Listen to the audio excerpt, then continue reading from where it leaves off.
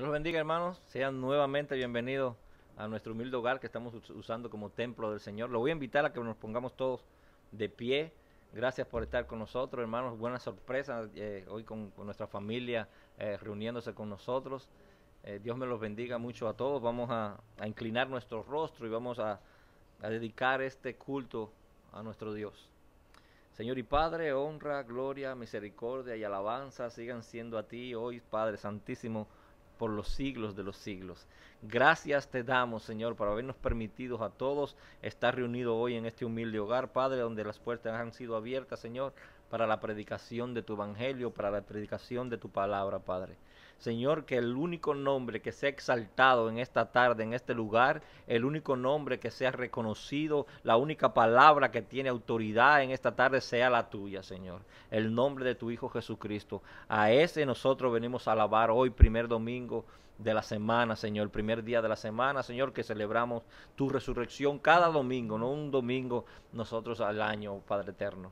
Señor, las alabanzas, el estudio de tu palabra, Padre, la comunión que vamos a tener entre los hermanos, Señor. Te ruego, Señor, que suba como un incienso agradable ante el trono de tu gracia, Padre, para que nosotros seamos edificados a través de tu glorificación. Padre eterno, hoy también vamos a estar viendo o tomando tu santa cena, Señor. Prepara nuestros corazones, prepara nuestra mente, nuestro ánimo, Señor, y a través de la palabra, haznos, Señor, reflexionar, cambiar, transformarnos, oh Padre, para que seamos cada vez más transformados a la imagen de tu Hijo Jesucristo. Padre, aquellos que están conectando a través de las redes sociales, aquellos hermanos, aquellos familiares, oh Padre eterno, que están padeciendo de algún tipo de enfermedad, dolencia o desánimo, te ruego que un abrazo tuyo, Señor, vaya hasta ese lugar, oh Padre eterno, y lo levantes en ánimo, Señor. Que levantes sus conciencias y que miren a aquel espejo que es tu palabra, Señor, y te vean a ti, al único Dios verdadero, y a Jesucristo a quien has enviado. Todo lo dedicamos en el nombre de Jesús. Amén y amén.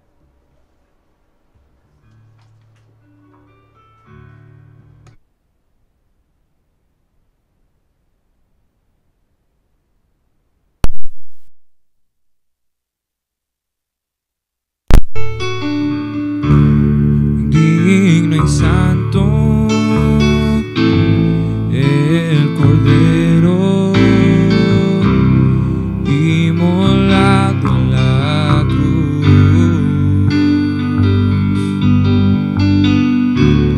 Nuevo canto levantaremos al que en su trono está.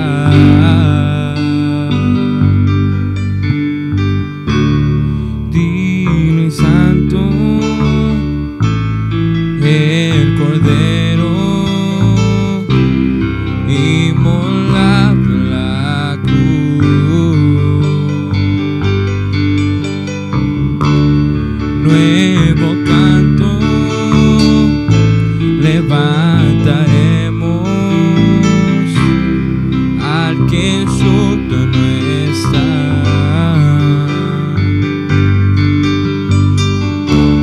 Santo, santo, santo, Dios todopoderoso, ¿quién fue, quién es y quién vendrá? La creación te canta, hosana el gran yo soy. Tú eres mi todo y yo te adoraré. Santo, santo, santo, Dios todopoderoso, ¿quién fue, quién es y quién vendrá? La creación te canta, hosana el gran yo soy. Tú eres mi todo y yo te adoraré.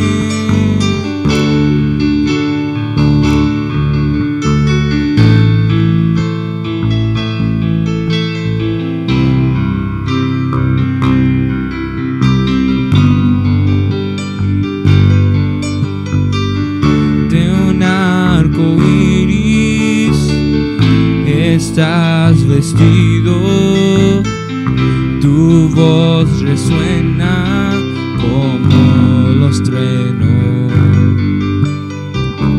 Recibe honor y gloria, poder y majestad, a ti el único Rey. Santo, santo, santo, Dios todopoderoso, ¿quién fue, quién es y quién vendrá? La creación te canta, Hosana el gran yo soy.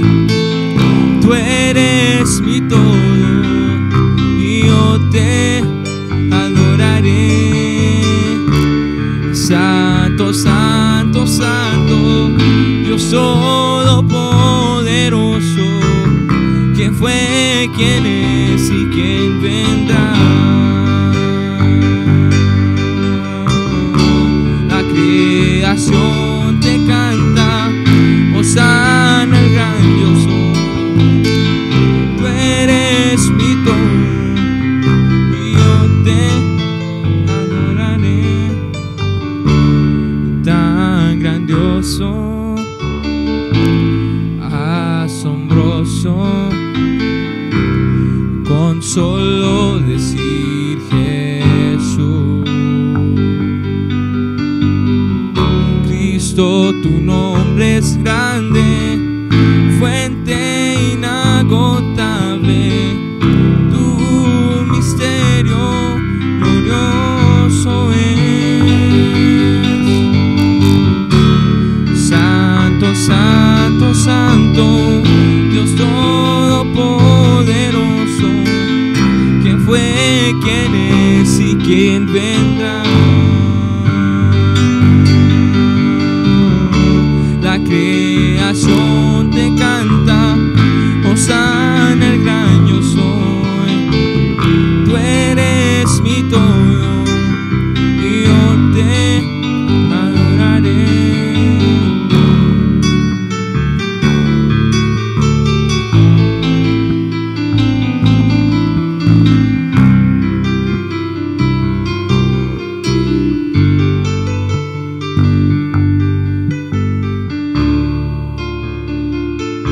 Vamos a alabarle con otra alabanza, amén.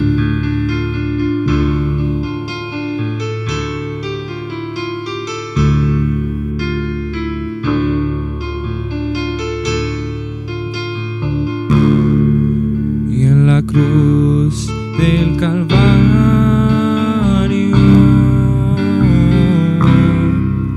fue clavado Jesús,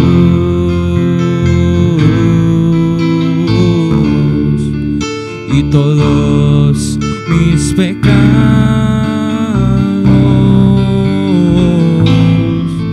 los borró en la cruz. Y en la cruz del Calvario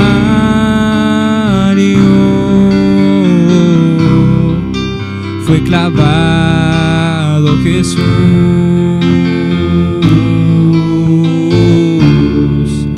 y todos mis pecados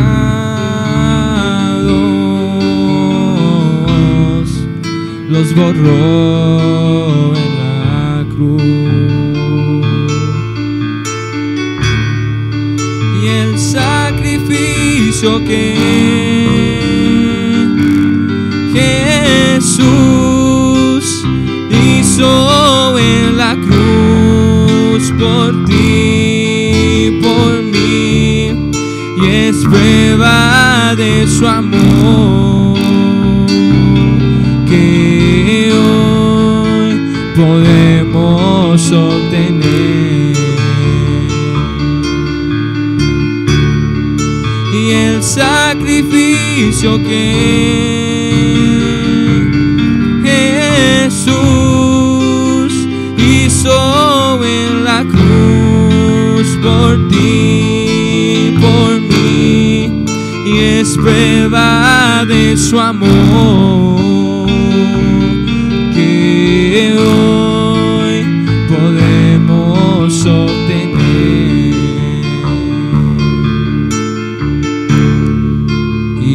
vivo seguro y con Él moraré.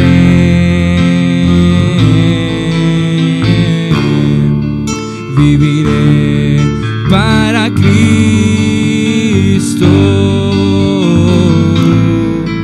y con Él reinaré. Y ahora vivo seguro y con Él moraré.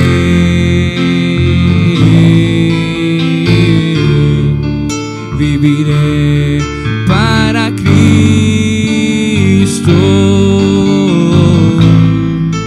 y con Él reinaré. Y el sacrificio que Jesús hizo en la cruz por ti, por mí, y es prueba de su amor que hoy podemos obtener.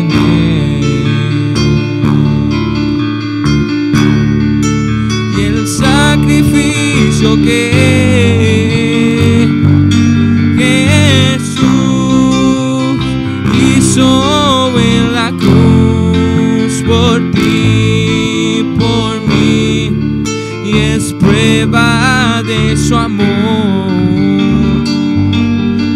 que hoy podemos obtener.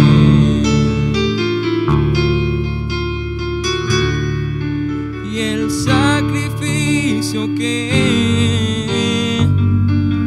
Jesús hizo en la cruz por ti, por mí, es prueba de su amor que hoy podemos obtener.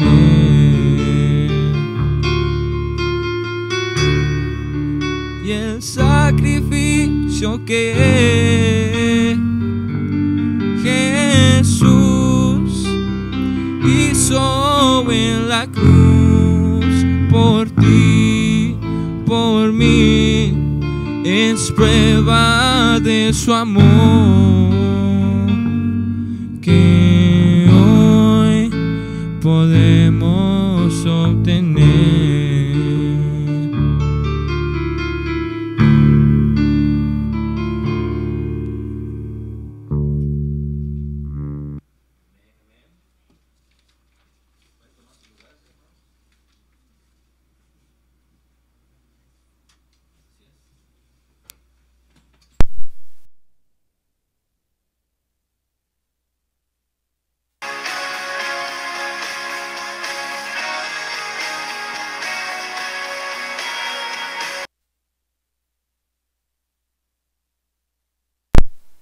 Vamos a abrir nuestras Biblias en el libro de Apocalipsis, capítulo 5. Vamos a leer todo el capítulo, a partir del versículo 2, de 2 al 14. Mientras vayamos hoy leyendo todo este pasaje bíblico, cuando estemos escuchando la palabra del Señor, hoy al final vamos a tener la Santa Cena o la Cena del Señor. Me gustaría que fueran meditando todo lo que van a ir escuchando sobre la palabra, sobre lo que Dios nos está diciendo hoy aquí, y que eso vaya haciendo mella allí dentro de nuestro corazón, haciendo mella en nuestra mente, y podamos venir a la Cena del Señor con una limpia conciencia al final del culto. Vamos a orar antes de leer la palabra. Señor, nuevamente está tu pueblo ante el trono de tu gracia, Señor, queriéndote pedir, oh Padre, que después de las alabanzas y después de la comunión que hemos tenido entre nosotros, Señor, seas tú el que nos hable, Padre, no el predicador, sino que tú a través de él, tu Espíritu, Señor, suple todas las deficiencias que pueda tener este hombre, Señor, que ha sido pecador y está siendo, Señor, regenerado a través de tu Espíritu, para que tu palabra sea perfectamente expuesta y que llegue a los corazones de mis hermanos, Señor, y podamos ser todos edificados en esta tarde. Te damos la honra y la gloria en el nombre de Jesús. Amén y amén. A partir del versículo 2, hermanos, dice: y vi a un ángel fuerte que pregonaba a gran voz: ¿quién es digno de abrir el libro y desatar sus sellos? Y ninguno, ni en el cielo, ni en la tierra, ni debajo de la tierra, podría abrir el libro, ni aún mirarlo.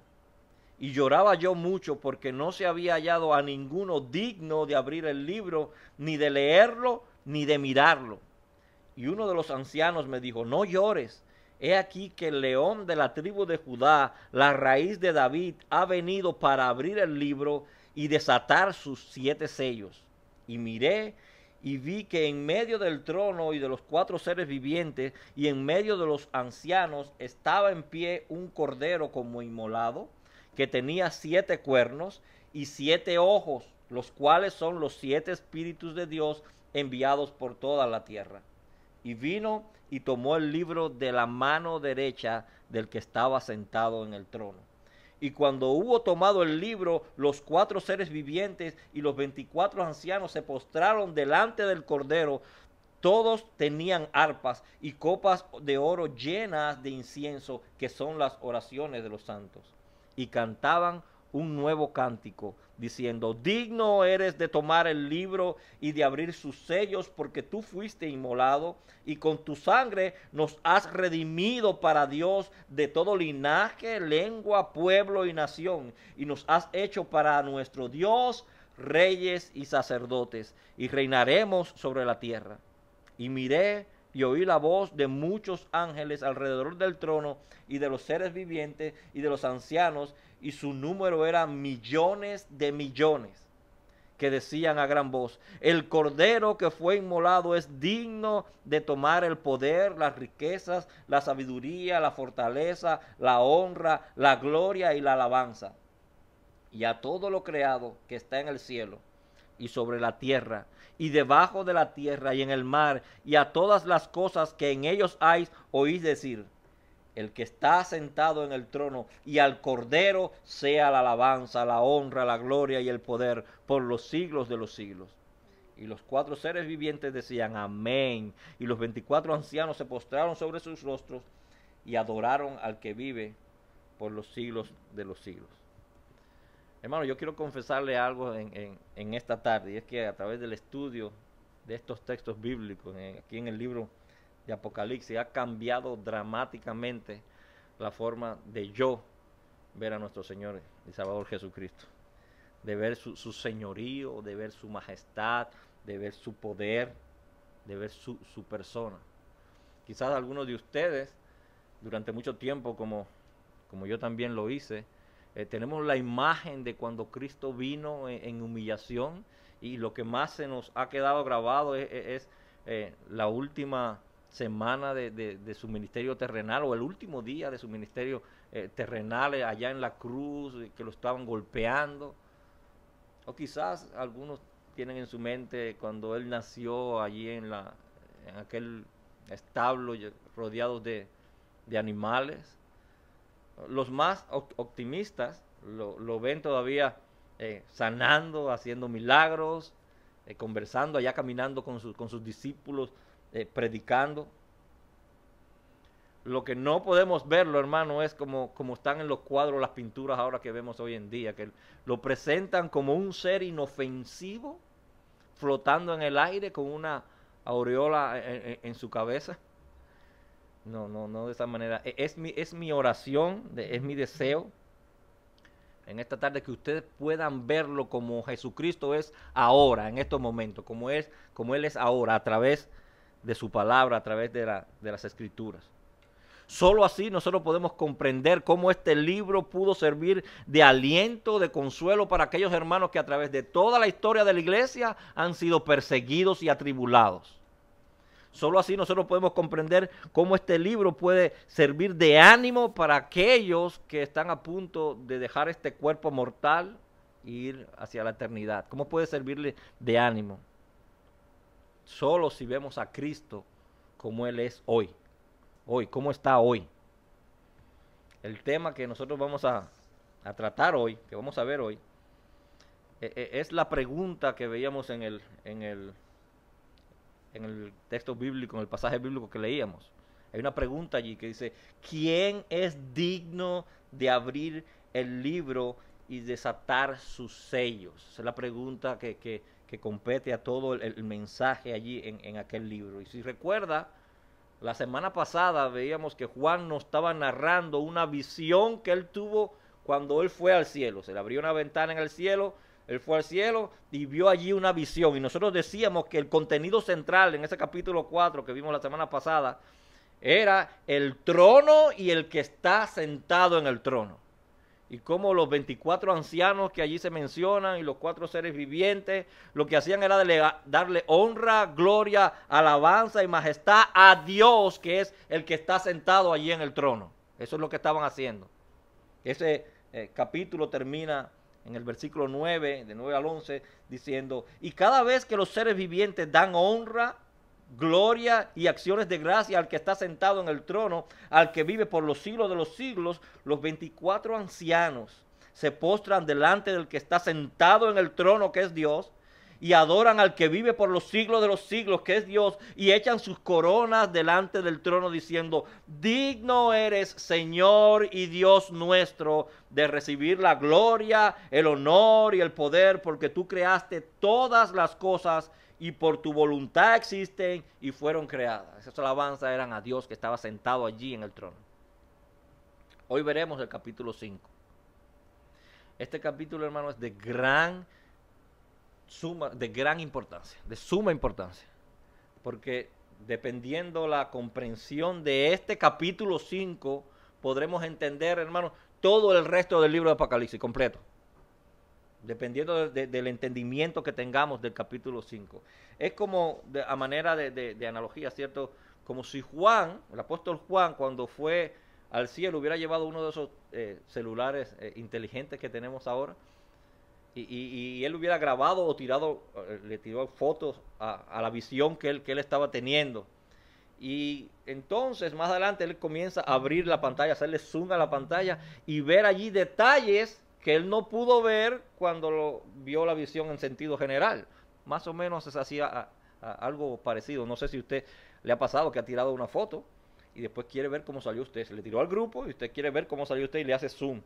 Y cuando la acerca, ve detalles allí de la ropa, de cómo estaba vestido, que en sentido general, si pone la foto de manera general, no ve esos detalles. Bueno, algo parecido es lo que va a suceder. Allí vamos a ver un libro que tiene 7 sellos, aquí en el capítulo 5, y comienzan esos sellos a ir haciendo abiertos. El último de los sellos, el séptimo, se abre en el capítulo número 8. De aquí de Apocalipsis, y abriendo ese último sello, séptimo sello, vienen a escena 7 trompetas y comienzan a tocar esas trompetas, y la última de las trompetas se toca en el capítulo 11. Luego al capítulo 15 aparecen 7 copas y esas copas comienzan a ser derramadas. Allá al final del capítulo 16 se termina de derramar la última de las copas y terminamos de ver ya los últimos 5 o 6 capítulos que le quedan al libro de Apocalipsis. En el capítulo 8, primer versículo, escuchen cómo comienza. Cuando el Cordero rompió el séptimo sello, el último de los sellos del libro, todos en el cielo guardaron silencio durante media hora. Entonces vi que se le dio una trompeta a cada uno de los 7 ángeles que estaban de pie delante de Dios. Y ahí que comienzan a tocar las trompetas, y la última se toca, como les decía ahorita, en el capítulo 11. Miren el capítulo 15, versículo 7, dice, entonces uno de los 4 seres vivientes dio a los 7 ángeles 7 copas de oro llenas del furor de Dios, que vive por los siglos de los siglos, y que comienzan a ser derramadas una a una esas copas, y la última es derramada al final del capítulo 16. Y de ahí vamos entonces a llegar hasta el último capítulo en el Apocalipsis. Por lo que es de suma importancia, hermanos, que nosotros entendamos, comprendamos qué es lo que está sucediendo en este capítulo 5, para poder comprender todo el resto del libro.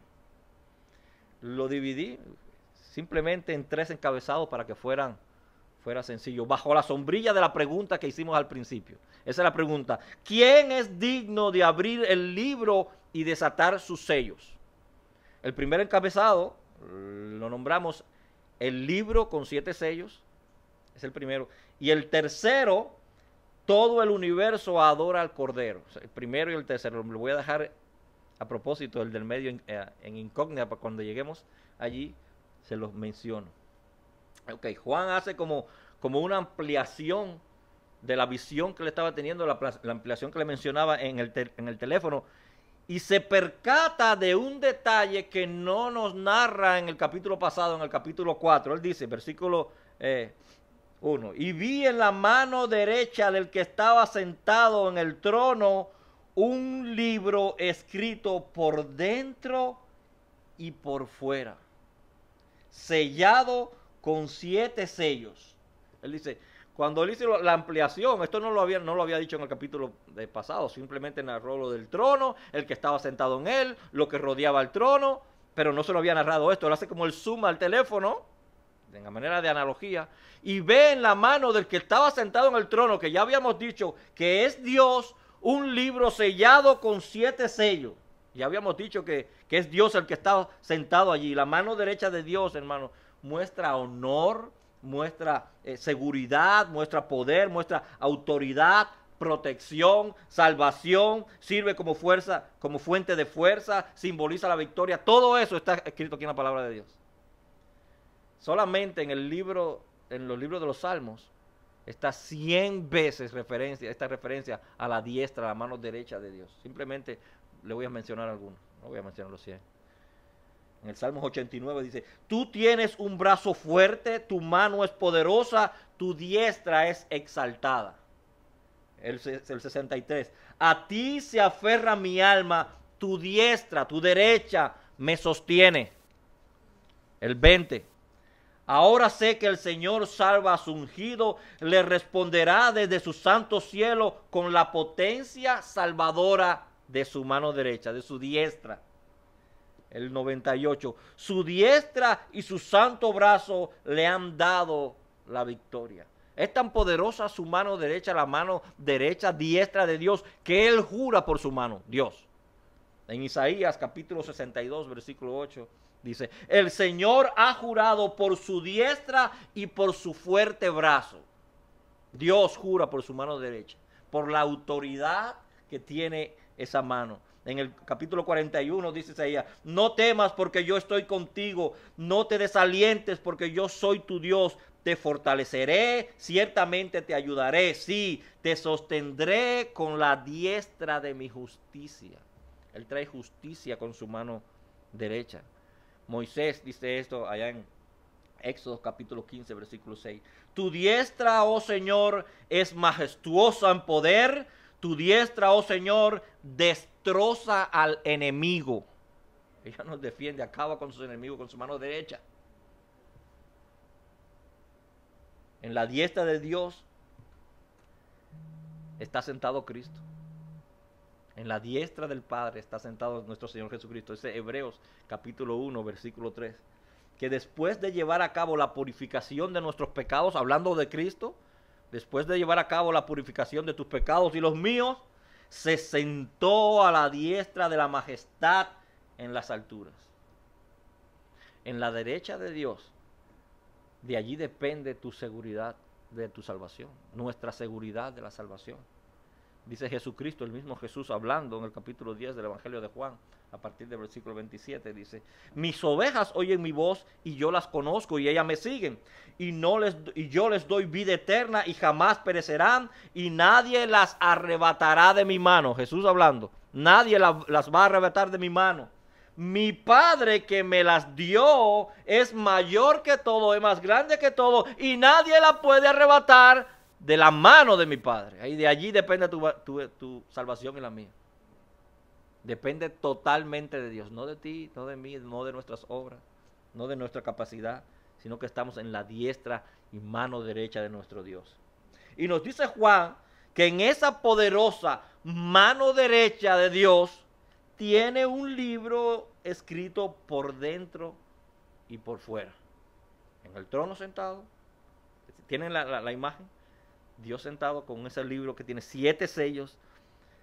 Es un libro extraordinario que tiene tremenda importancia. Yo sé que nosotros en la palabra de Dios, en la Biblia, hemos escuchado de otros libros, el libro de la vida, que donde están escritos los nombres de todos los salvos, de todos sus hijos. Hemos escuchado hablar o leído de los libros, de las obras de los hombres. Cada ser humano, dice la palabra de Dios, que todo lo que hacemos está escrito en un libro individual tuyo. Cada uno tiene uno. Y todo lo que tú haces, todo lo que tú pienses, todo lo que haces, allí va siendo escrito. Pero este libro en la mano derecha de Dios es algo diferente. Tiene rasgos característicos, especiales, que los distinguen de los otros. Dice que está escrito por dentro y por fuera. Y los libros, en los tiempos bíblicos, no eran como los libros que nosotros tenemos ahora. Eran rollos. Algunos eran con papiros, otros con pergaminos. Pero no era usual que se escribieran por fuera también, por el hecho de que se enrollaban y podían borrarse lo que estaba escrito por la parte de afuera. Sellados, dice el apóstol Juan aquí, con 7 sellos. Los sellos eran unos objetos pequeños que donde tenían allí grabado algunos imágenes, otros tenían grabado el nombre de las personas, otros tenían el título, por ejemplo, el rey o el emperador o el príncipe, tenían grabados allí de la parte de abajo. Esto servía para hacer una impresión sobre generalmente cera o arcilla. Se usaba principalmente para indicarle la propiedad o autoridad sobre algún documento, para validar un documento como un sello oficial, para cerrarlo, para darle autoridad, para que nadie más pudiera abrirlo, para cerrar puertas, sellar puertas, para sellar tumbas. Por ejemplo, nosotros tenemos varios ejemplos en la palabra de Dios, en la Biblia. Recordemos a un faraón y a un hebreo, a José, hijo de Jacob, que después se llamó Israel. Los hermanos lo vendieron y después él fue esclavo y terminó preso. No vamos a hacer toda la historia completa. Con el tiempo el faraón lo liberó y lo nombró primer ministro de Egipto, si todos recuerdan la historia. Y allá en Génesis capítulo 41, versículo 42, dice la Biblia: con eso se quitó Faraón su anillo de sellar de su propia mano y lo puso en la mano de José, el anillo que él tenía para sellar los documentos y las cosas oficiales. Con ese anillo tenía un sello oficial y se lo daba a José para que él pudiera así cumplir el importante trabajo que se le había encomendado allí. ¿Recuerdan la reina Jezabel, la esposa de Acab, de aquel malvado rey de Israel? Ella utilizó el sello del rey para llevar a cabo aquello plan, aquella trama que él hizo contra Nabot para robarle su viña. Ella escribe una carta y se la envía a los principales hombres de aquel lugar para falsamente acusar a Nabot de maldecir a Dios. Cuando ella termina la carta, dice en Primera de Reyes, capítulo 21, versículos 5 al 14, que ella cerró la carta y la selló con el sello del rey, dándole autoridad. Y así logró sus planes macabros que ella tenía. En la palabra de Dios también nos muestra cómo algunos lugares se sellaban como puertas o tumbas. Allá veíamos a Daniel en el capítulo 6 del versículo 17. Se nos narran cuando iban a meter a Daniel en el foso de los leones. Dice: fue traída una piedra y fue colocada en la boca del foso y el rey selló con su con su anillo de sellar y con el anillo de sellar de sus grandes, para que nada cambiara en el caso de Daniel. Él selló, después de meter a Daniel dentro del foso con los leones, le pusieron una piedra y la sellaron. Autoridad, nadie podía abrir aquel sello. Nosotros conocemos la tumba de nuestro Señor Jesús, en Mateo capítulo 27, que también fue sellada con la autoridad romana. Nadie podía abrir ese sello. Bueno, este libro estaba sellado con 7 sellos, nada más y nada menos que por el mismo Dios. 7 sellos allí. Con toda seguridad, hermanos, nosotros podíamos llamar a este libro el libro de la salvación y juicio. Libro de la salvación y el juicio. Allí están escritos los planes redentores de Dios. Allí están escritos sus decretos, están sus leyes, pero también están sus juicios. Es que la salvación y el juicio de Dios van de mano. Tienen que ir de mano. Hermanos, Dios va a castigar el pecado. Dios va a traer juicio sobre el pecado.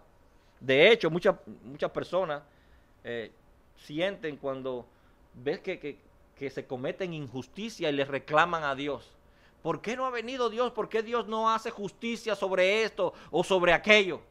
¿Por qué murieron los de las Torres Gemelas? ¿Por qué mueren tantos niños en África? ¿Por qué sucede lo que está sucediendo con el coronavirus? Y comienzan a reclamarle a Dios.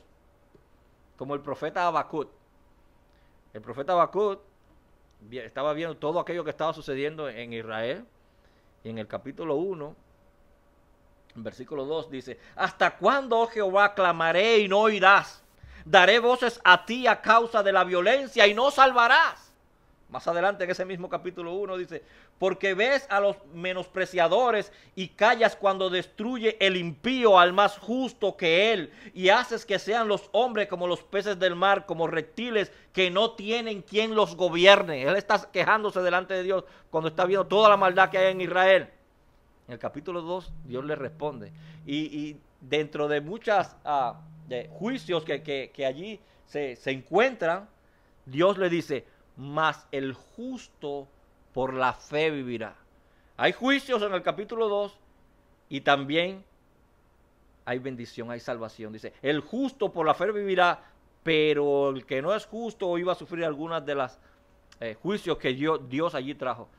¿Cuál fue el resultado de esta conversación que Dios tuvo con Habacuc? Mira lo que dice Habacuc en el capítulo 3, en el próximo capítulo dice: aunque la higuera no florezca, ni en las vides haya frutos, aunque falte el producto del olivo, y los labrados no den mantenimiento, y las ovejas sean quitadas de la majada, y no haya vaca en los corrales, con todo yo me alegraré en Jehová, y me gozaré en el Dios de mi salvación. Dios trae juicio y al mismo tiempo trae salvación. Juicio para los impíos, salvación para los justos, salvación. Y lo que trae en el gozo, en el corazón del justo, como lo trajo aquí en Habacuc, es gozo. Gozo de ver que hay justicia. Se está haciendo justicia. O usted no se pone contento, no se alegra cuando ve a través de la televisión de que se hace justicia.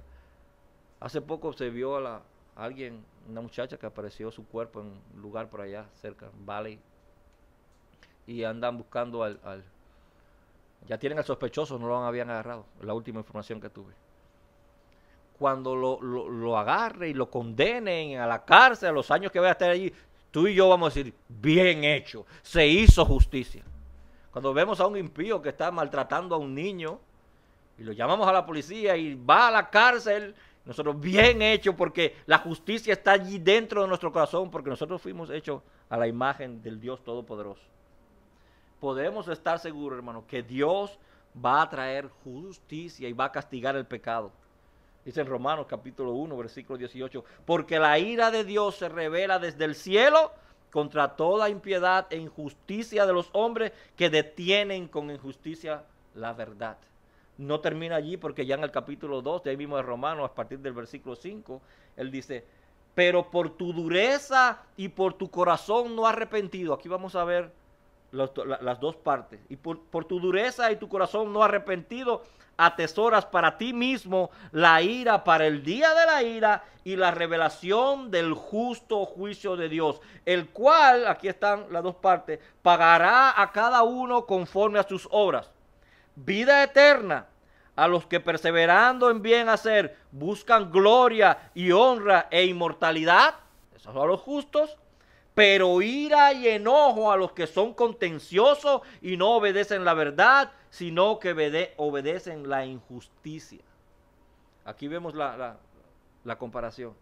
En un mismo tiempo Dios va a traer juicio a los impíos, pero va a traer justicia a sus hijos. De esto hablan los profetas, no lo voy a mencionar, a leer los versículos, solo mencionar Sofonías capítulo 1, Isaías capítulo 13, Joel capítulo 2. Dios es fuego consumidor, dice el autor del libro de los Hebreos, allá en el capítulo 12, versículo 26. Algunos dicen que su Dios no es un Dios de ira, que su Dios no es un Dios de castigo, sino es un Dios de amor. Bueno, ese entonces no es el Dios de que habla la Biblia. Ese no es el Dios que nos presenta la palabra de Dios. El verdadero Dios es amor, pero también es justo. La justicia requiere y demanda, hermano, el castigo del pecador. Viene el día del juicio. Viene el día del juicio. En Pedro, segunda de Pedro, capítulo 3, versículo 7, dice: pero los cielos y las tierras actuales están reservados por su palabra para el fuego, guardados para el día del juicio y de la destrucción de los impíos. Si corremos hasta el versículo 10, dice: pero el día del Señor vendrá como ladrón, en el cual los cielos pasarán con gran estruendo y los elementos serán destruidos con fuego intenso, y la tierra y las obras que hay en ella serán quemadas. Durante toda la historia bíblica nosotros hemos tenido algunos destellos de estos juicios. Cuando Noé, ¿recuerdan? Dios salvó a los justos que había, Noé y sus hijos, una familia, y los impíos fueron destruidos. Cuando Sodoma y Gomorra, Él salvó a Lot y su familia, y los impíos fueron destruidos. Allí nos menciona, segunda de Pedro capítulo 2, nos dice: y libró al justo Lot, abrumado por la nefanda conducta de los malvados, porque este justo que moraba entre ellos afligía cada día su alma justa, viendo y oyendo los hechos inicuos de ellos. Sabe el Señor librar de tentación a los piadosos y reserva a los injustos para ser castigados en el día del juicio, y mayormente a aquellos que siguiendo la carne andan en concupiscencia e inmundicia y desprecian el señorío.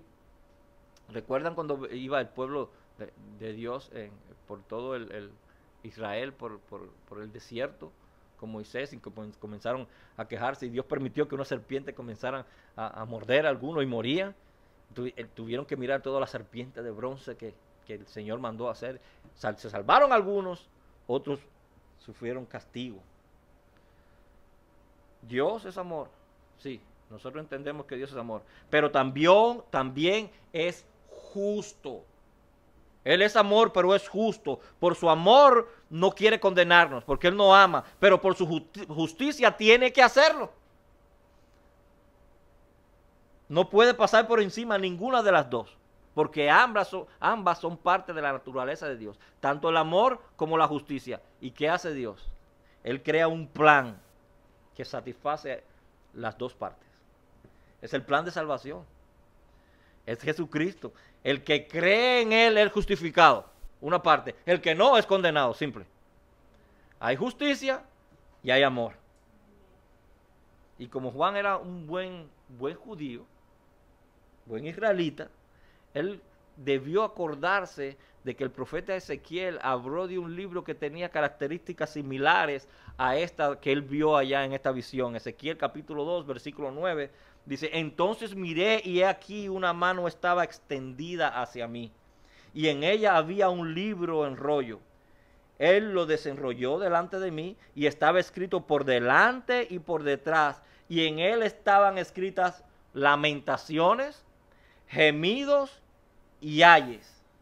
Y según nosotros vamos a ver que se van a abrir esos sellos, vamos a notar que todas estas cosas se van a ir cumpliendo cada vez que se abra uno de los sellos.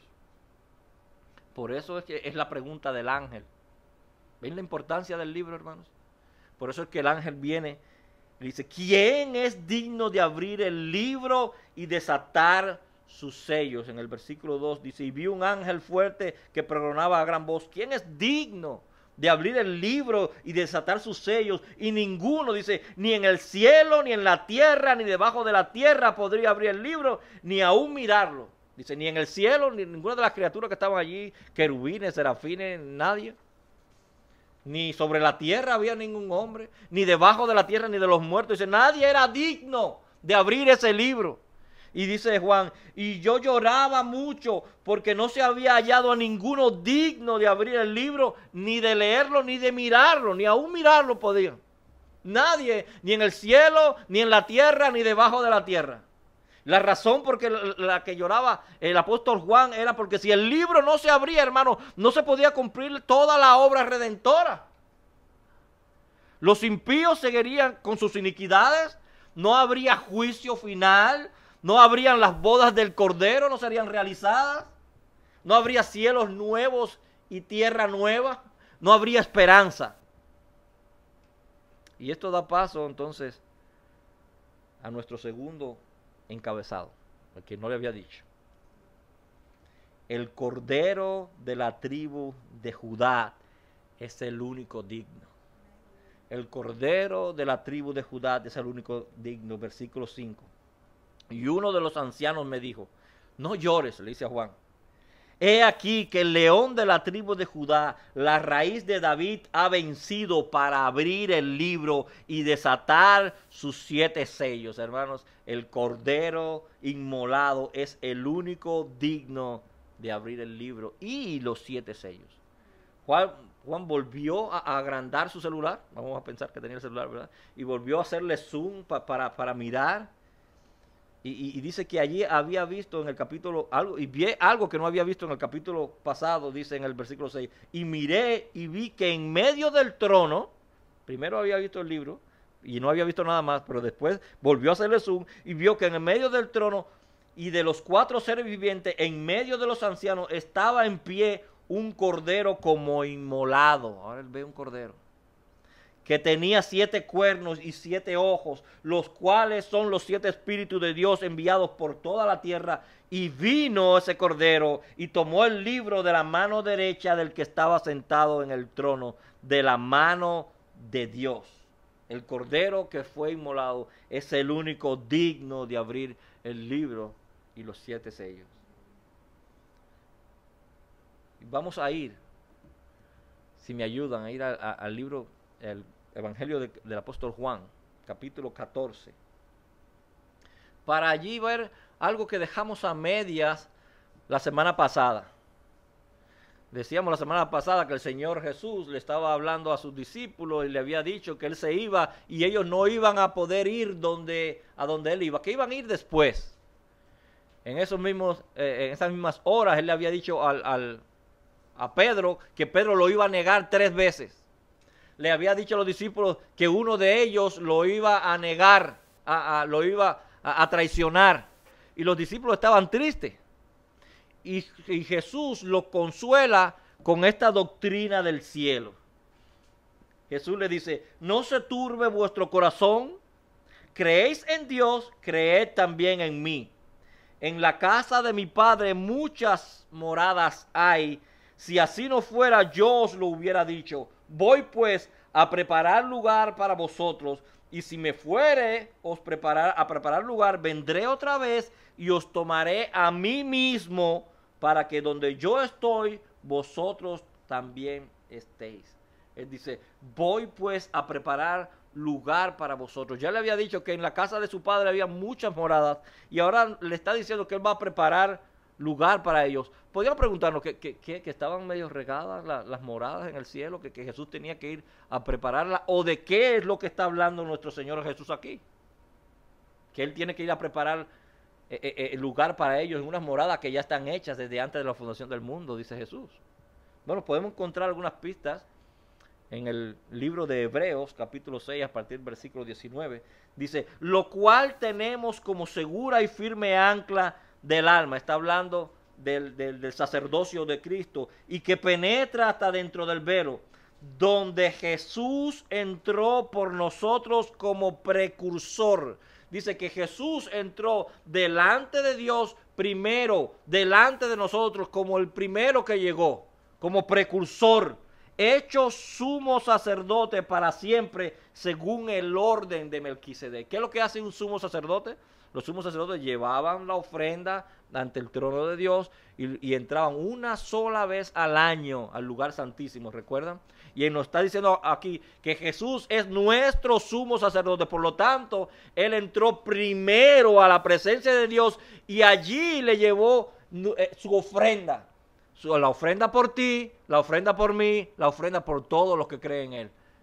Su propia ofrenda. Él se entregó como ofrenda de libación. Él se entregó allí. Dice en el versículo 20, donde Jesús entró por nosotros como precursor, hecho sumo sacerdote una vez y para siempre, según el orden de Melquisedec. Porque nada inmundo, él hace esto y va delante de él a poner el sacrificio de él mismo delante de Dios, porque nada inmundo va a entrar en el reino de los cielos, hermanos. Si yo tenemos pecados, no vamos a entrar en el reino de Dios. Sin santidad, dice la palabra, nadie verá al Señor. Por lo tanto, él va primero. Esa es la manera que él va a preparar lugar para nosotros. Y en Hebreo, en el capítulo 7, él va y dice, y el autor del libro de los Hebreos dice, y los sacerdotes llegaron a ser muchos, debido a que por la muerte no podían continuar. Había muchos sacerdotes en el Antiguo Testamento, mas Jesús, por cuanto permanece para siempre, es eterno, tiene un sacerdocio inmutable, por lo cual puede también salvar perpetuamente, para siempre, a los que por él se acercan a Dios, viviendo siempre para interceder por ellos. Es lo que hace Jesús a la diestra del Padre, interceder todo el tiempo por los que él ama. Porque tal sumo sacerdote, y miren ahora si él era digno o no, porque tal sumo sacerdote nos convenía, santo, inocente, sin mancha, apartado de los pecados y hecho más sublime, escuchen, más sublime que los cielos, Jesús. Hecho más sublime que los cielos, que no tiene necesidad cada día, como aquellos sumos sacerdotes del Antiguo Testamento, de ofrecer primero sacrificios por sus propios pecados. Jesús no tenía necesidad de hacer eso. Él estaba inmaculado, sin pecado. Y luego por lo del pueblo, porque esto lo hizo una vez y para siempre, ofreciéndose a sí mismo. Él llevó su propio sacrificio ante el trono de la gracia de Dios por ti y por mí. Una vez y para siempre. Ahora podemos entrar al trono de la gracia. Ahora podemos entrar libremente tú y yo, porque ese sumo sacerdote ya dio el sacrificio por ti y por mí. Y él le dice a los discípulos ahí, voy pues a preparar lugar para vosotros, y si me fuere y os preparare el lugar, dice Jesús, vendré otra vez, voy a regresar. Esa es la promesa del Señor. Y no dice literalmente yo lo voy a llevar conmigo, yo voy a venir y los voy a llevar conmigo. No lo que dice. La idea aquí es otra. Dice, y os tomaré a mí mismo, es decir, los recibiré en mí, los haré parte de mí, para que donde yo estoy, vosotros también estéis. Es lo que quiere decir allí. Esta es la razón, hermanos. No sé si algunos ya lo han escuchado o lo han estudiado alguna vez, por la cual aquí en el Nuevo Testamento nosotros no vemos al creyente yendo al cielo. En el Nuevo Testamento no hay esa fraseología del creyente yendo al cielo. ¿Escuchaste eso? Se presenta al creyente yendo a Cristo, que Cristo está en el cielo. Es lo que se presenta en el Nuevo Testamento. Cristo está en el cielo y se presenta al creyente yendo a él. Porque en ningún otro nombre hay salvación sino en el nombre de nuestro Señor Jesús. No hay Buda, no hay Confucio, no hay Mahoma, ninguna de estas enseñanzas de los hindúes. No. Hay un solo camino, que es Cristo. Dice allí en Efesios capítulo 1, versículo 3. Bendito sea el Dios y Padre de nuestro Señor Jesucristo, que nos bendijo, escuchen, nos bendijo con toda bendición espiritual en los lugares celestiales, allá arriba, pero añade, en Cristo. Nosotros vamos a Cristo. Si lee todo el capítulo 1 de Efesios, va a ver que hay 8 veces la intención de que nosotros vamos a Cristo. Y en Cristo somos bendecidos en los lugares celestiales, hermanos. Lo que hace que los cielos sean gloriosos, lo que hace que los cielos sean hermosos, no es aquella ciudad con las calles de oro, no es aquella ciudad que tiene el mar de cristal, no son las puertas de perla. Lo que hace aquel lugar majestuoso, el cielo majestuoso, es Cristo. Es lo que hace que el cielo sea majestuoso. Jesús. Y esa es nuestra esperanza. Nuestra esperanza, la esperanza del cristiano no es ir al cielo. La esperanza del cristiano es ir a Cristo que está en el cielo. Esa es tu esperanza y la mía. El texto que leímos hace un rato en Hebreos aclara esto y nos dice, por lo cual puede también salvar perpetuamente a los que por él se acercan a Dios, viviendo siempre para interceder por ellos. En Cristo. Cristo orándole a su Padre, allá en el capítulo 17 del Evangelio de Juan, escuchen. Él le dice, Padre, aquello que me has dado, habla de sus discípulos y nosotros también, quiero que donde yo estoy, Padre, también ellos estén conmigo, para que vean mi gloria que me has dado. Jesús quiere que nosotros veamos su gloria allá, como Él es ahora. Olvídate que de cuando estaba ya crucificado en la cruz, no tenga esa imagen. Él quiere que tú y yo lo veamos como Él es ahora. Él quiere que estemos con Él para que tú y yo veamos su gloria y seamos transformados. Porque me has amado desde la fundación del mundo. La comunión con Cristo será la esencia de nuestra felicidad en el cielo, hermano. La unión con Cristo es la esencia de que tú y yo estemos felices en el cielo. Si lees 2 Corintios del 18 en adelante, vamos a ver cómo nos refiere allí al creyente yendo a Cristo. Por cuestión del tiempo no lo voy a leer. En el cielo veremos a Cristo, hermano, cara a cara, frente a frente, tal como Él es ahora. Lo vemos en Juan capítulo 3. Y podemos comprender de una forma más palpable qué fue lo que quiso decir el salmista allá en el Salmo 16, versículo 11, cuando dice, en tu presencia hay plenitud de gozo, delicias a tu diestra para siempre. El Salmo 45, rebosa mi corazón palabra buena, dirijo al Rey mi canto. Allí se cumplirán las promesas, ausente en el cuerpo, presente en el Señor. Esa es la esperanza del creyente, la esperanza del cristiano. Partimos de este cuerpo mortal, inmediatamente estamos en la presencia de Dios. Pablo, como si estuviera escogiendo entre vivir o morir, en Filipenses capítulo 1, versículo 23, dice, porque de ambas cosas estoy puesto en estrecho, teniendo deseo de partir, es decir, de morir, y estar con Cristo, lo cual es mucho mejor, dice Pablo. Estar allá con Él es mucho mejor. Seremos semejantes a Él, no vamos a ser como Dios, pero dice la palabra que vamos a ser semejantes. En 1 de Juan capítulo 3, versículo 2 dice, amados, ahora somos hijos de Dios, y aún no se ha manifestado lo que hemos de ser, pero sabemos que cuando Él se manifieste, seremos semejantes a Él, porque le veremos a Él tal como es. Veremos a Cristo tal como es. Y Pablo nos habla de su segunda venida en 1 Tesalonicenses capítulo 4, a partir del 16, dice, porque el Señor mismo con voz de mando, con voz de arcángel y con trompeta de Dios, descenderá del cielo, y los muertos en Cristo resucitarán primero. Luego nosotros, los que vivimos, los que hayamos quedado, seremos arrebatados juntamente con ellos en las nubes para recibir al Señor en el aire. Y escuchen, y así estaremos siempre con el Señor. No en el aire, sino con el Señor. Por tanto, él dice, alentaos los unos a otros con estas palabras. ¿Con cuáles? Con que Él viene y nosotros vamos a estar con Él En la Nueva Jerusalén, hermanos, dice que no va a haber necesidad del sol. Esta Nueva Jerusalén que se nos habla en el capítulo 21, dice allí, versículo 23. La ciudad no tiene necesidad del sol ni de la luna que brille en ella, porque la gloria de Dios la ilumina y el Cordero es su lumbrera. Cristo es el sol de aquella ciudad.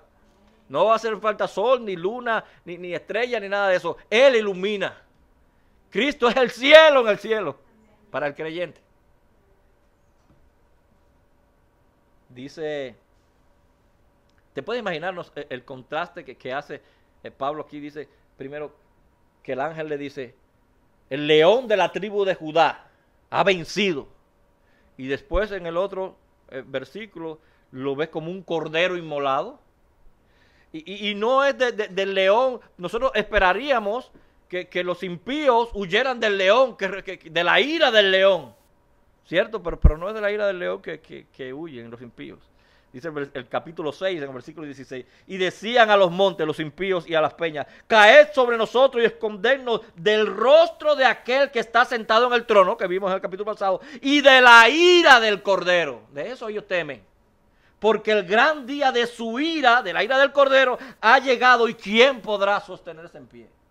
Nosotros pensaríamos que diría, como lo mencionó, como el león de la tribu de Judá, la ira del león, pero no menciona la ira del león, te menciona la ira del Cordero. Y en el capítulo 17, que hay una batalla, dice, pelearán contra el Cordero y el Cordero los vencerá, porque Él es, el Cordero, Señor de señores y Rey de reyes. Él vence. Ahora, dicho todo esto, podremos comprender mejor por qué todo el universo irrumpe en alabanza, en honor, en gloria, cuando el Cordero inmolado toma el libro de la mano de Dios. Es la última parte y va a ser la más rápida. Todo el universo adora al Cordero. A partir del versículo 8. Y cuando hubo tomado el libro, los 4 seres vivientes y los 24 ancianos se postraron delante del Cordero. Todos tenían arpas y copas de oro llenas de incienso, que son las oraciones de los santos. ¿Y qué hacían? Y cantaban un nuevo cántico. En el capítulo pasado exaltaban a Dios. Miren aquí, digno eres de tomar el libro y de abrir sus sellos, porque tú fuiste inmolado y con tu sangre nos has redimido para Dios de todo linaje, lengua, pueblo y nación, y nos has hecho para nuestro Dios un reino y sacerdote, y reinaremos en la tierra por siempre. Él vio allí a los seres vivientes, a los 24 ancianos. Versículo 11. Y miré y oí la voz de muchos ángeles alrededor del trono, y de los seres vivientes y de los ancianos, y su número era millones de millones. Allí están los creyentes que parten cada vez frente al Señor. Allí está mi abuela Tatina ahora. Está junto con todos aquellos santos. Y tu mamá también. Y decían a gran voz, el Cordero que fue inmolado es digno de tomar el poder, las riquezas, la sabiduría, la fortaleza, la honra, la gloria y la alabanza. Pero no solo ellos, versículo 13, no solo ellos, dice, y todo lo creado que está en el cielo y sobre la tierra y debajo de la tierra y en el mar y todas las cosas que en ellos hay, oí decir, al que está sentado en el trono y al Cordero, sean la alabanza, la honra, la gloria, el poder por los siglos de los siglos. Y los 4 seres vivientes decían amén, y los 24 ancianos se postraban sobre sus rostros, adorando al que vive por los siglos de los siglos. Ya podemos comprender por qué tanta alabanza, tanto honor y tanto gloria, porque solo el Cordero fue digno o es digno de abrir el libro y los 7 sellos. La pregunta aquí es, cuando se abran los 7 sellos, el libro, ¿de qué parte, en qué bando estarás tú? ¿Para recibir salvación y gloria o para recibir juicio? Mira, tú puedes ir al cielo, tú puedes ir enfermo, sin salud. Tú puedes ir al cielo sin dinero, tú puedes ir al cielo sin casa, puedes ir al cielo sin esposo, puedes ir al cielo sin esposa. Ahora, hay una cosa que tú tienes que tener para poder ir al cielo. Y es a Cristo. Es a Cristo. ¿En qué parte estarás tú? Amigo mío que me estás mirando. ¿En qué parte estarás tú? Cuando sean abiertos estos libros y llegue el juicio final. Y tenga que presentarte en Cristo cara a cara. En el juicio, en la parte de la salvación, gloria con Él, o recibiendo juicio y condenación eterna. Padre eterno, te damos las gracias, la honra y la gloria por permitirnos en esta tarde, Señor, escudriñar tu santa palabra. Gracias por enseñarnos, Padre Santísimo. Gracias porque tu palabra nos ha transformado y nos ha cambiado. Gracias porque nos has mostrado, oh Padre Santo, el valor, el poder, el señorío, la majestad de tu Hijo Jesucristo. Gracias porque Él es digno, Él le merece el honor, la honra y la gloria. Gracias porque Él es el único, Padre, no puede haber otro digno de abrir el libro y quitar esos sellos. Oh Señor, ayuda a tu pueblo, a nosotros, a tus hijos que estamos aquí, Señor, a tener esa nueva visión, esa nueva imagen de tu Hijo Jesús. Para que nosotros podamos ser transformados día tras día. Para que nuestras vidas te agraden, nuestro caminar agrade. Para que tu honra y tu gloria sean cada vez más exaltadas. Te lo rogamos en el nombre de Jesús. Amén y amén.